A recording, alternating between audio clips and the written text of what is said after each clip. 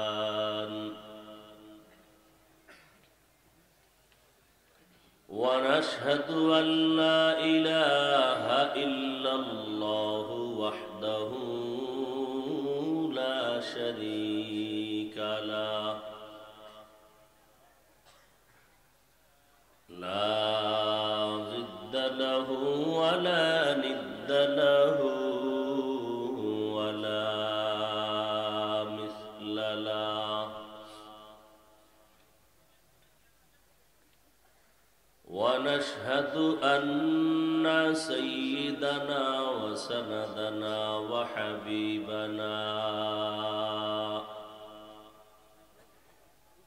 وحبيب ربنا وطبيبنا وطبيب قلوبنا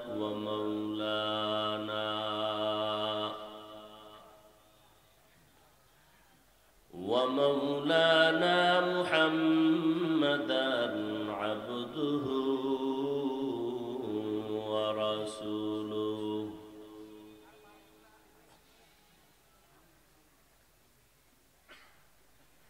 أرسله بالحق بشيرا ونذيرا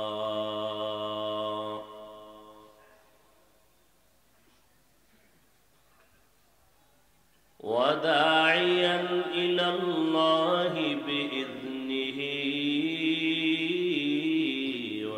وسراجا منيرا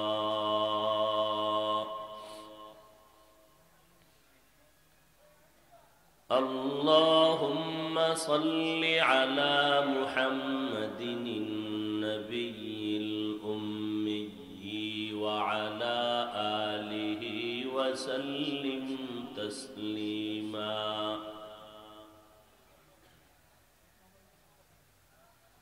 وبعد فأعوذ بالله من الشيطان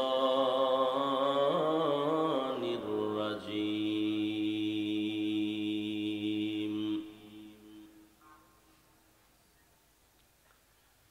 بسم الله الرحمن الرحيم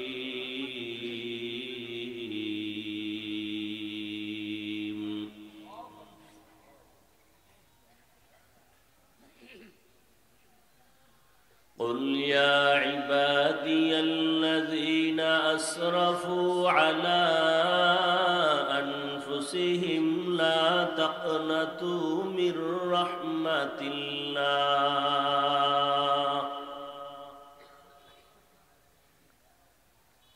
إن الله يغفر الذنوب جميعا إنه هو الغفور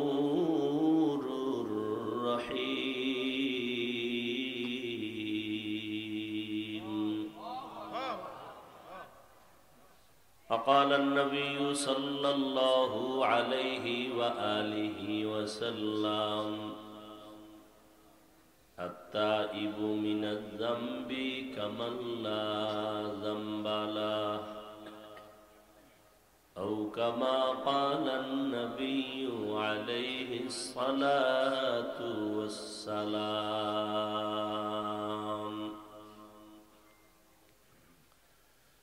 صدق الله مولانا العظيم وصدق رسوله النبي الأمي الكريم ونحن على ذلك من الشاهدين والشاكرين والذاكرين والحمد لله رب العالمين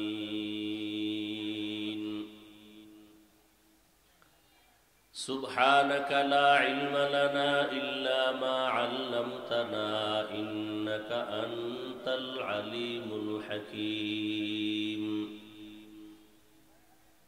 رب اشرح لي صدري ويسر لي أمري واحلل عقدة من لساني يفقه قولي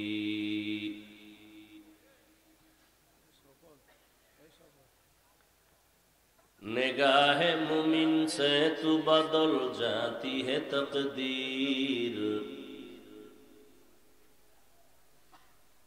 निगाह मुमिन से तू बदल जाती है तकदीर ये बंदा की कुव्वत नहीं कुदरत का इशारा ये बंदा की कुव्वत नहीं कुदरत का इशारा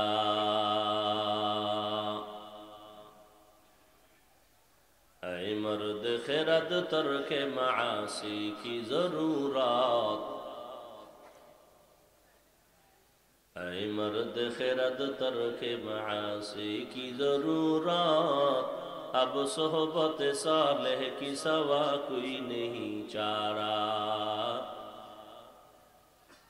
अब सोहबत सालेह के सवा कोई नहीं चारा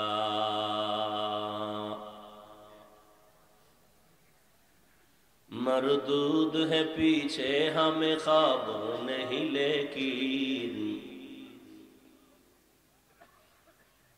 मरदूद है पीछे हमें ख्वाब नहीं लेकिन एक वक्त में हालाक जो आमाल है सारा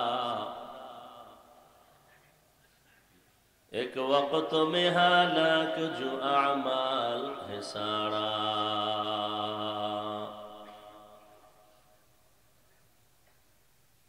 पूर्व नरोत्तमपुर যুব সমাজের উদ্যোগে আয়োজিত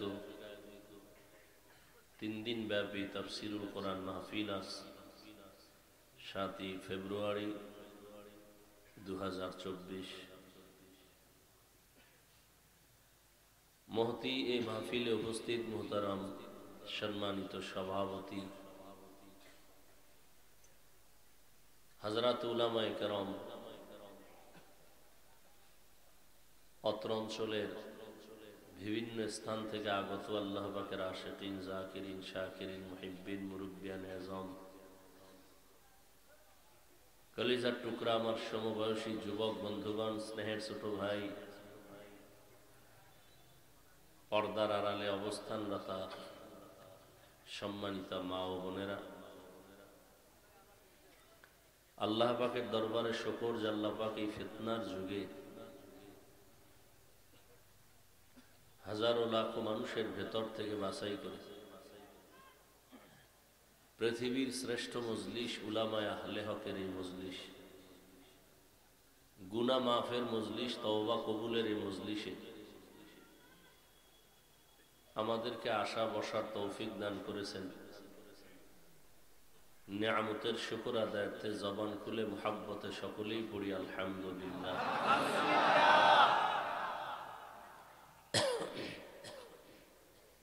दरूद सलाम सय्यदुल मुरसलीन रहमतुल लिल आलमीन शफीउल मुज़निबीन खातमुन नबिय्यीन सय्यदुस सकलैन इमामुल मुरसलीन शफीअ आज़म रसूल अकरम रहमत आलम नबीयुल अरब अल आजम हबीब किबरिया अशरफुल अंबिया सय्यदुल अंबिया शफीअ महशर साक़ी कौसर आका नामदार मदीना का ताजदार आफताब नबूवत फ़ख्र मौजूदात सय्यदुल मखलूक़ात हज़रत मुहम्मदुर रसूलुल्लाह सल्लल्लाहु अलैहि व आलिहि वसल्लम সর্বোপরি শুকর যাদের অক্লান্ত পরিশ্রমের মাধ্যমে আজ সুন্দর আয়োজন সময় পরামর্শ অর্থ দিয়ে দোয়া করে উপস্থিত হয়ে মাইক লাইট প্যান্ডেলের ব্যবস্থাপনার মাধ্যমে সহযোগিতা যারা করেছেন, এলাকার যুবক, বৃদ্ধ, ব্যবসায়ী, শ্রমিক, চাকরিজীবী, বিভিন্ন শ্রেণী পেশার মানুষ, জনপ্রতিনিধি, প্রশাসন, উলামায়ে হযরত, আইম্মায়ে মাসাজিদ, প্রত্যেককেই আল্লাহ রাব্বুল আলামিন খিদমতের বরকতে দুনিয়াতে শান্তি, পরকালে চিরমুক্তির ব্যবস্থা করে দিন। আমিন। এই শুরু করতে পারি না, বয়ান উঠেন কেন?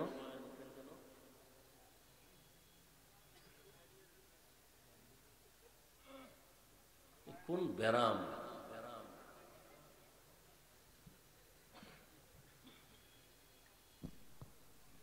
কি বলবো, সব কপাল। আল্লাহ যদি কপাল পুরে দেন,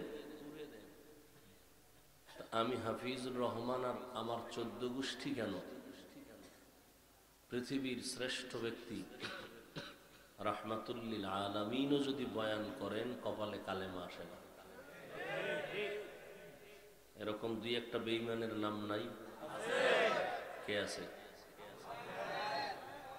কপাল কত বড় বেঈমান, আর কপাল পড়া হলে রসুলের বয়ানেও কালেমা পড়ে না। আর কপাল যদি খুলে যায়, তাহলে রসুলকে জবাই করতে এসেও কালেমা পড়ে। কে? একটা পয়েন্ট মনে রাখবেন আজীবনের জন্য। এই তোমার বলছি না ইকো বন্ধ করো, রিভার্ব দাও। তোমার মিক্সার মেশিন নাই? মিক্সার মেশিন নাই? ডিলে বাড়াও। অনেক লেখা আছে ডিলে, আর ইকো লেখা, ওইটা কমা। আর এই বক্সের ভলিউম বাড়া।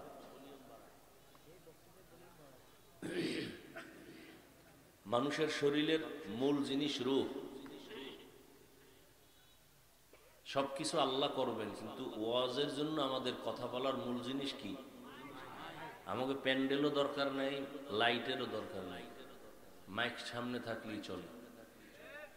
কারণ এটা তো একটা আল্লাহর দেওয়া নেয়ামত। নেয়ামত দিছেন কে? আল্লাহ। ধরে রাখার দায়িত্ব বান্দার।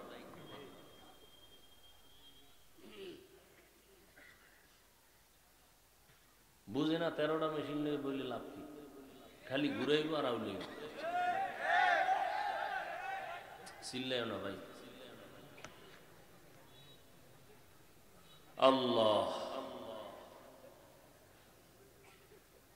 উলামায়ে হযরত আলোচনা করেছেন, ইনশাআল্লাহ আরো 2 দিন করবেন। আল্লাহ পাক এই মাহফিল শেষ দিনের শেষ দোয়া পর্যন্ত কামিয়াবির সাথে কবুল করেন। আমিন। উলামায়ে হযরতদের কথাগুলো উম্মাহকে সহি তরিকায় আমল করার তৌফিক দান করেন। আমিন। উলামায়ে হযরতদের ইজ্জতকে আল্লাহ বেশি বেশি বাড়ায় দেন। আমিন। ফেসবুকে লেখার দ্বারা, মিডিয়ায় অপপ্রচারের দ্বারা যারা আলেমদের ইজ্জতকে ছোট করার ষড়যন্ত্র করে, আল্লাহ ওদের হেদায়েত দান করেন। আমিন। আল্লাহ পাকের ইলম ও কুদরতে যদি ওদের ব্যাপারে হেদায়েতের ফয়সালা নাই থাকে, আল্লাহ কুদরত দ্বারা দমন করে দেন। আমিন। আমি দোয়া নেওয়ার জন্য আসছি, কারণ আমার দোয়া ছাড়া কোনো পুঁজি নেই। কাবিলিয়ত দাদে উরা শর্ত নিস, বলকে শর্ত কাবিলিয়ত দাদে উস। আল্লাহ যদি কাউকে সম্মান দিতে চান, তা আল্লাহ যোগ্যতা যাচাই করেন না। আর দুনিয়ার মানুষ যদি কাউকে সম্মান দিতে চায়, আগে কি যাচাই করে? তাহলে আল্লাহটা বান্দারটা পুরা উল্টা। দুনিয়াওয়ালার এই চিল্লাইতে নিষেধ করছি না আমি? কথা বুঝো।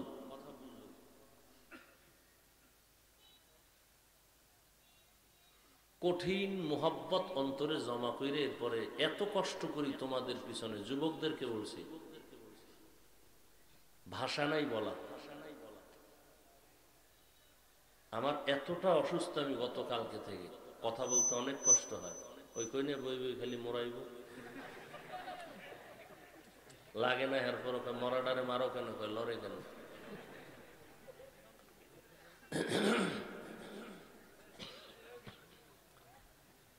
আল্লাহ এতটা মোহাব্বত অন্তরে জমা নিয়ে বসছি,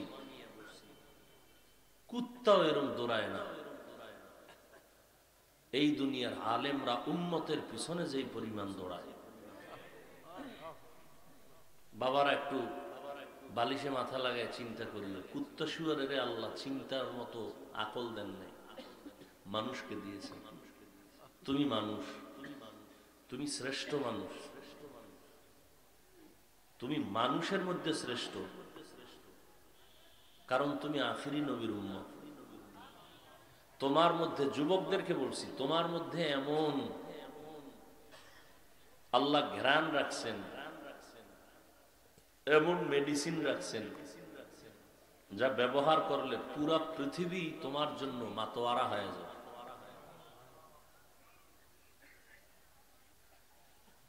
কথা বলবো একটু হার্ড, কিন্তু হৃদয়টা মোমের মতো দুর্বল। কারণ তোমাকে মাথার তাজ মনে করেও আমি দুর্বল কথা বলবো না, ছোট মনে করেও রাগ করবো না, কারণ তুমি আমাকে কিছু দাও না। এই ওলামায়ে কেরাম উম্মতকে যা দেয়, এর বিনিময়ে উম্মত কিছুই দেয় না, বরং কি দাও? গালি, সমালোচনা। তুমি ক্লাস 8-এ পড়ো, এই হাসবি না, আমি উঠলাম দাঁড় করাই দেবো। কিন্তু এটা হাসার প্যান্ডেল না কান্নার প্যান্ডেল? বুঝে কও। যুবকেরা বলে এটা হাসি তামাশার প্যান্ডেল না কান্না করার প্যান্ডেল? তুমি হাসো কেন? আমি তো কোনো হাসির কথা বলি নাই। আমি যতটা কথা বলতেছি, যদি বিবেক ঠিক থাকে তো কান্নার কথা। তুমি হাসো কেন? আমি বলতেছি কথাটা কত হৃদয়ের ভিতর থেকে বলতেছি, তুমি বুঝো না? আমি তোমার পায়ে হাত দেওয়ার মতো মন মানসিকতা নিয়ে স্টেজে বসছি। দিনের স্বার্থে যদি বলো পাও ধরলে তুমি রসুলের আদর্শ মানবা, আমি লাফ দিয়ে নিচে নেমে তোমার পাও ধরব। এতটুকু হৃদয়টাকে নরম বানায় স্টেজে বসছি। কষ্ট করে আসছি, অবহেলা করবা না, কষ্টের মূল্যায়ন দিও। এ জাতি আলেমকে কিচ্ছু দেয় নাই, আলেম জীবন দিয়ে দিছে। মাইয়া পোলা বউ বাড়ি গাড়ি সব চিন্তাবাদ দিয়া উম্মতের পিছনে দিন রাত, খাওয়া নাই দাওয়া নাই ঘুম নাই দৌড়। তাবলিগলারা দৌড়ায়, পীর সাহেবরা দৌড়ান, ইমাম খতিবরা মেহনত করেন। ইমামরে মনে হয় একটা জেলখানার মতো বাইন্দা রাখছে মসজিদের ভিতরে।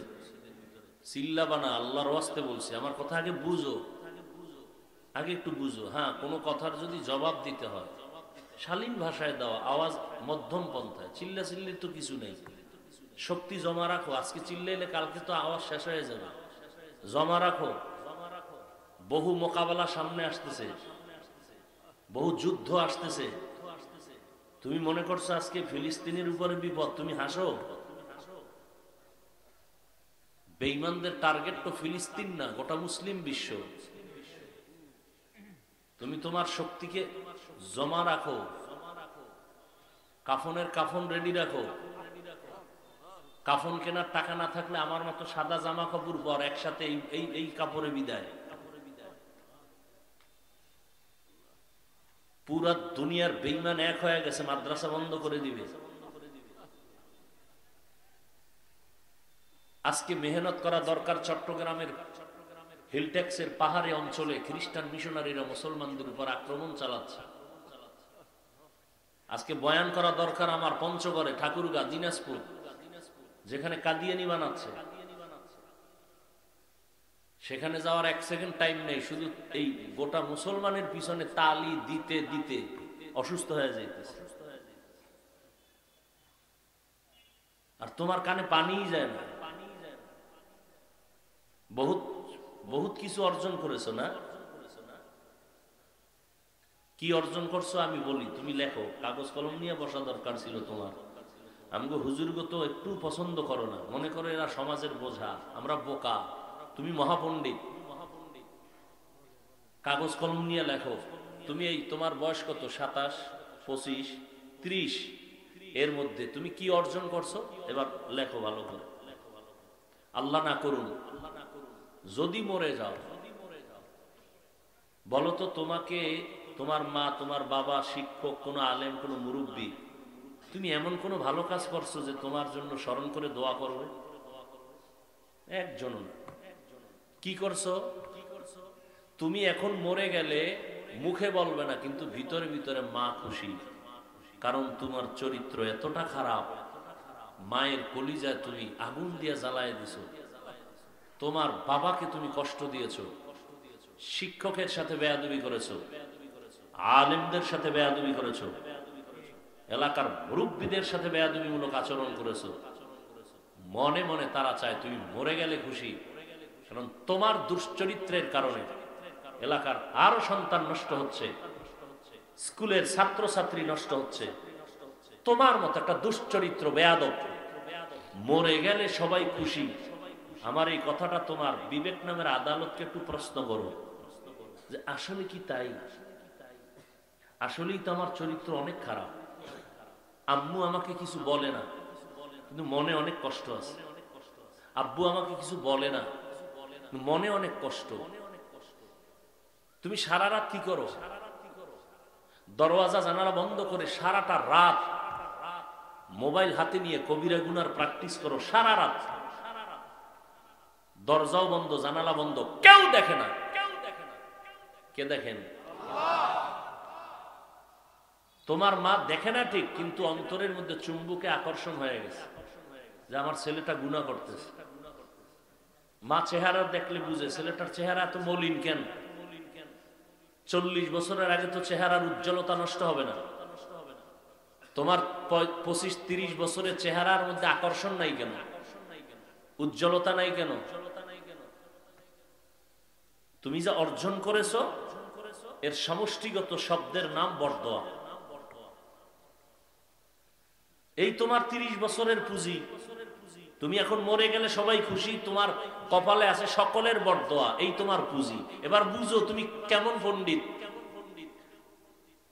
তুমি তো ভাবতেছো অনেক কিছু। বেয়াদবি মাপ চাই। তুমি মনে করতেছো, আমি শুরুতেই একটু আগে বলছি আমি কথা বলবো হার্ড, কলিজা আমার মোমের মতো দুর্বল। বুঝো না কি পরিমাণ তুফান আমার উপরে। তোমাদের নজরে বাংলাদেশে দেখছো, আমার এই অল্প বয়সে আমি বাংলাদেশে খুঁজে দ্বিতীয় কোনো ব্যক্তি পাই নাই যার বিরুদ্ধে এত ঝড় তুফান চলে। কই? তোমার মতোই তো আমি মানুষ, আমারও তো রাগ আছে।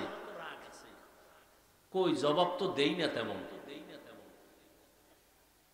মাইকে কিছু বলি না, আমার বউ লইয়া, আমার মাইয়া বলা লইয়া, আমার বাপ মা লইয়া, আমার সংসার লইয়া কোন দিকটা বাদ রাখছে আমার বিরুদ্ধে বিষোদ্গার করে নাই, কোনো কথা বলি নাই, কোনো আওয়াজ দেই নাই। আল্লাহর 1000 কোটি শুকর, আল্লাহ অহংকার থেকে আমাকে হেফাজত করেন। আমি এখনো আল্লাহর শুকর আদায় করি যে এখনো আল্লাহ বাঁচায় রাখছেন সম্মানের সাথে। আলহামদুলিল্লাহ, সম্মানের সাথে আছি, অসম্মানে নাই। অতএব আমি কথা হাট বললাম, আমার হৃদয়টা অনেক দুর্বল, আমি উম্মত নিয়ে বেশি ফিকির করি। আমি যদি পারতাম যুবক কেউ বলতো আমার একটু পাও ধরেন, এখানে না ওই মাগরিবের পরে বয়ান করলাম, কোথায়? এখানেই মনে হয় একটা ছেলে আইসা হাত লাগাইছে, তা আমি বয়ানে বসব। মানুষের মন মানসিকতা তো সবসময় এক থাকে না। আচ্ছা, আমি এখান থেকে হেঁটে আসতেছি, লাইন দিয়ে আমাকে সালামের জন্য হাত দিতেছে। তা আমি যদি সালামের হাতটা বাড়াই, তা কি একজনের দ্বারা সম্ভব হবে? 100 মানুষ সবাইকে সালাম দিয়ে আমি মুসাফা করতে গেলে তাকে আমি এই পর্যন্ত আসলে আমার একটা ব্যাঘাত হবে না? এটা অনেক উম্মত বুঝে না, বুঝে আবেগে উল্টাপাল্টা মন্তব্য করে। আফসোস, মানুষকে লাথি মারা শিখলা। তুমি আখিরি নবীর উম্মত হয়ে বুকে লাগানোর গুণটা অর্জন করতে পারো নাই। মানুষের বদনাম করা শিখেছো কেন? রসুলের উম্মত হিসেবে তুমি প্রশংসা করা শিখো নাই? মানুষের ক্ষতি করা শিখেছো কেন? মানুষের উপকার করতে শিখো নাই? তুমি না রসুল মানো, তুমি না আল্লাহ মানো, তুমি না অন্য মানুষের তুলনায় আলাদা। তোমার রসুল আছে, তোমার সামনে কোরআন আছে, যেই কোরআনকে বিধর্মীরা সম্মান করে, তোমার মধ্যে সে কোরআনের আদর্শ আছে। তোমার চলাফেরা তো অন্যদের তুলনায় আলাদা হতে হবে। বিধর্মীরা, অমুসলিমরা যা পারবে তুমি তা পারবা না। তুমি রসুলের উম্মত, তোমাকে দেখবে আর বিধর্মীরা তোমার আদর্শ দেখে বলবে না এই ধর্মটাই সঠিক, আমি আর ভিন্ন লাইনে যাব না। রসুল তো 13টা বছর, মাত্র এই 13 বছরের সীমানায় পুরা মক্কার চরিত্রহীন মানুষগুলোকে স্বর্ণের মানুষ বানায় দিলেন। আল্লাহ কয়, জিবরাইল, মোহাম্মদ আমার বন্ধুর কাছে একটা লিস্টি দিয়ে দিলাম, নিয়ে যাও। লিস্টিটা দিয়ে বলো এই লিস্টির মধ্যে যাদের নাম আছে এরা বিনা হিসেবে জান্নাতে। অথচ এই মানুষগুলো ছিল চূড়ান্ত চরিত্রহীন। রসুল যে মাত্র 13 বছরে এদেরকে স্বর্ণের মানুষ বানালেন, একটা বেতের বাড়িও লাগে নাই। কথাগুলো হৃদয়ে ভালো করে লিখে রাখো, তুমি তো ওই রসুলের উম্মত। একটা বেতের বাড়ি দেন নাই। আমার রসুলের জিন্দেগি কতটা পিওর। 63 বছর হায়াতে ভুলেও কোনোদিন একটা মিথ্যা কথা বলেন নাই। তুমি আরো আশ্চর্য কথা শুনবা, আমার রসুল 63 বছরে কোনোদিন কাউকে একটা গালি দেন নাই। হাজারো গালি কানে আসছে, হাজারো বিরোধিতা আসছে, রসুল একটা জবাব দেন নাই। আরো আশ্চর্য শুনবা, রসুলের হায়াতে কোনোদিন চোখ গরম করে কারো দিকে তাকান নাই। বালিশে মাথা লাগাই হিসাব করো। এরপরে রসুল সারা রাত কাঁদতেছেন। আম্মাজান আয়েশা রাদিয়াল্লাহু তাআলা আনহা রসুলের সাথে 6 বছরে বিয়া হয়ে গেল। আম্মাজানের বয়স কত? এই সময় রসুলের সাথে বিবাহের বন্ধন হয়ে গেল। 9 বছরে আম্মাজান নবীজির ঘরে আসলেন। আম্মাজানের 18 বছর বয়সে রসুল বিদায় নিলেন। হিসাবটা বুঝে থাকলে আমার কলিজার টুকরা যুবকরা বলো তো বাবা, নবীজির ঘর করলেন কতদিন? কয় বছর? মাত্র 9 বছর। আমাদের বোনদের তো 18 বছরে অনেকের বিয়েই হয় না। আর আম্মাজান 18 বছর বয়স, নবী চলে গেলেন, মাত্র নবীর ঘর করলেন 9 বছর।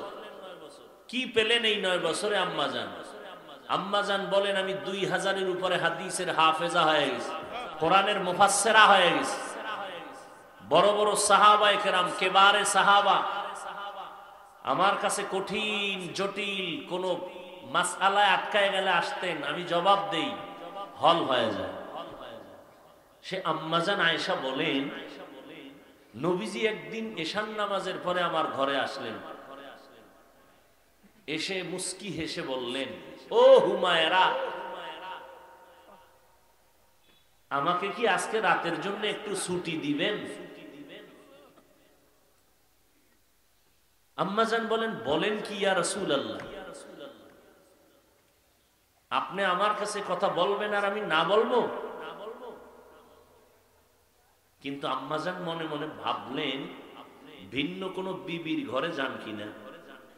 আম্মাজান বলেন, না, আমি দেখলাম আমার অল্প ছোট একটা রুম, হুজরা, নবী ছুটি নিয়ে আমার পার্শ্বেই নামাজে দাঁড়ায় গেলেন। এতটুকু খেয়াল রাখবেন, কপালে থাকলে বাকি অংশটা বয়ানের শেষের দিকে বলব।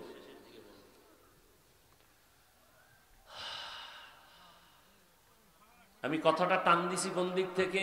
যেটা কান্নার প্যান্ডেল, হাসির প্যান্ডেল না। অযুবক, তুমি বাতাসে বাতাসে ঘুরতেছো, তোমার উপরে কি জিম্মাদারি আছে তোমার খবর আসেনি? তোমার দাদা নানা বুড়ারা সব মরে যাবেন, তুমিও মরবা যদিও, কিন্তু যতদিন আছো তুমি যুবক থেকে এই জাতির অনেক দায়িত্ব তোমার মাথায় চাপানো আছে।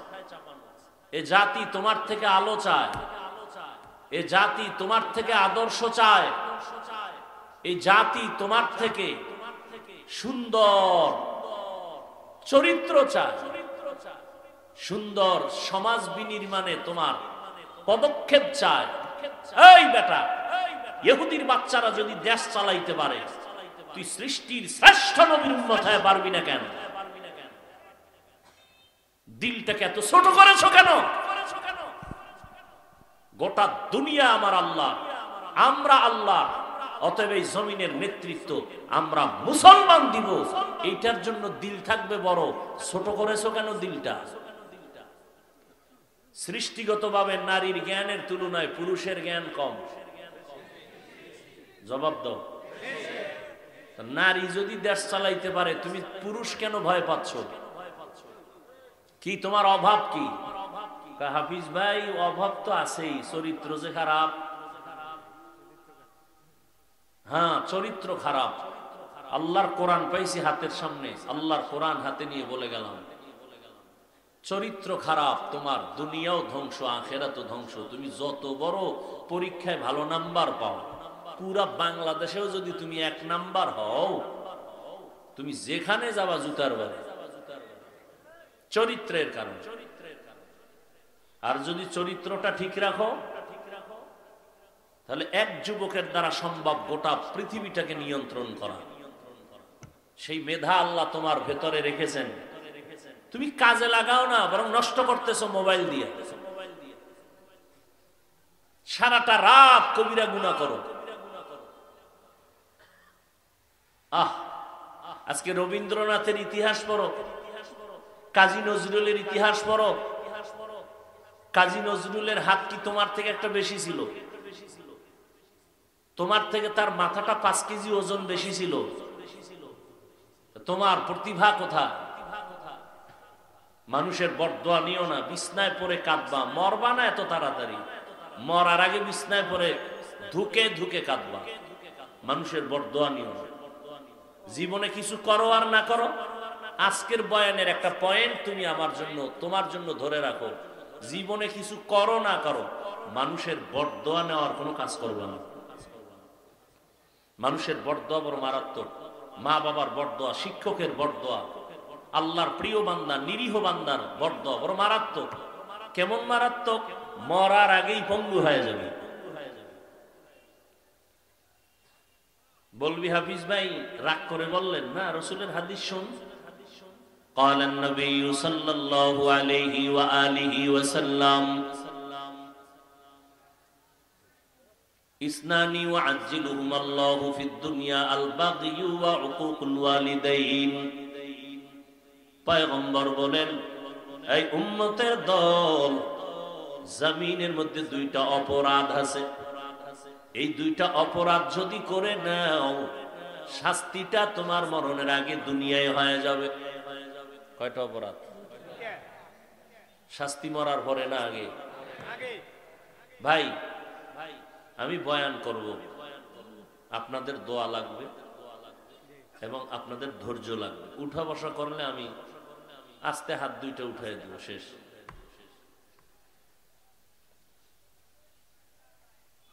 বয়ান মুখস্থ করে করা যায় না মিয়া। এই একটা খোসা দিবেন আর বয়ান সব আউলা জৌলা হয়ে যাবে। মুখস্থ করে বয়ান করার অভ্যাস নাই, সম্ভব না মিয়া। প্রধানমন্ত্রী জাতির উদ্দেশ্যে ভাষণ দিবেন 6 মিনিট, রাষ্ট্রপতি মহোদয় ভাষণ দিবেন 5 মিনিট। সেজন্য একটা টিম গঠন করা হয় বক্তব্য সাজায় দেওয়ার জন্য। টিম গঠনে যারা দায়িত্বে আছেন তারা বক্তব্য সাজান, কম্পিউটারে লেখেন, কাটেন, লেখেন, কাটেন, এরপরে 10 লাইন সাজাইয়া তাদের হাতে দেন।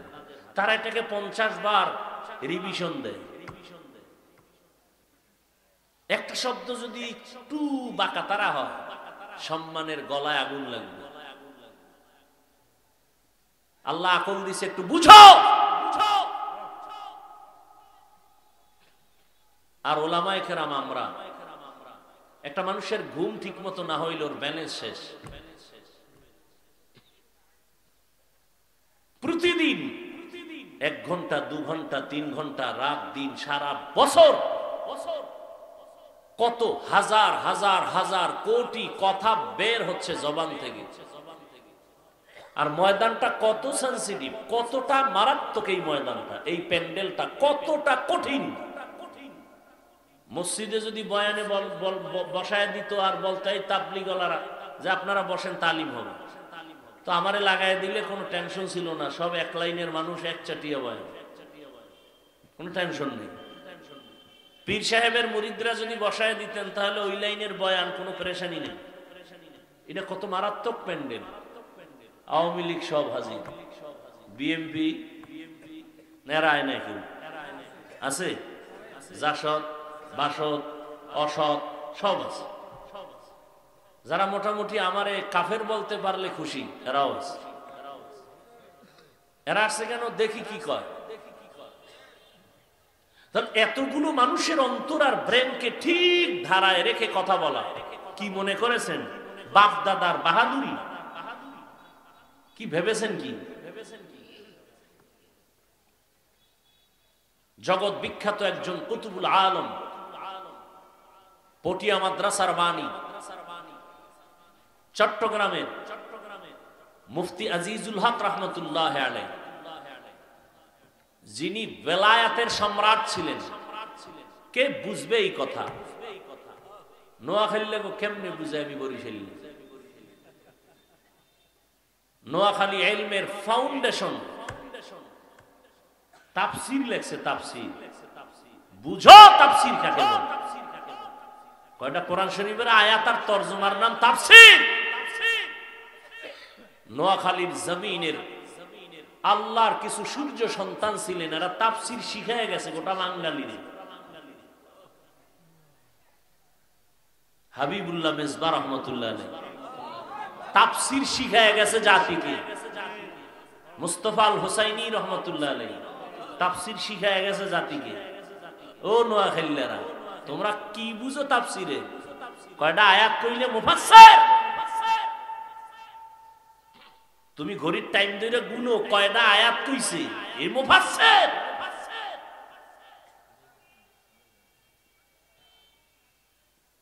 তোমার এই জমিনের ফুটন্ত গোলাপ, সূর্য সন্তান, যার আলোকিতে গোটা বাংলা আলোকিত হয়েছে, যিনি তাহাজ্জুদের সেজদায় পৃথিবীর থেকে চলে গেছেন, তাফসীর